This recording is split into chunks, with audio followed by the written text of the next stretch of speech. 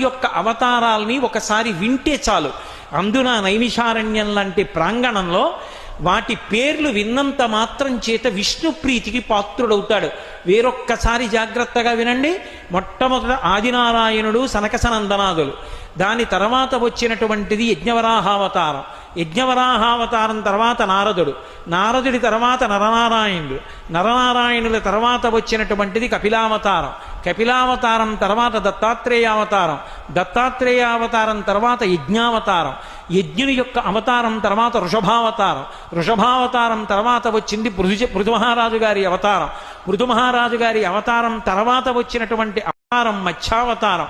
తర్వాత కూర్మావతారం. తర్వాత ధన్వంతరి. తర్వాత మోహిని. తర్వాత నరసింహుడు. తర్వాత వామనమూర్తి.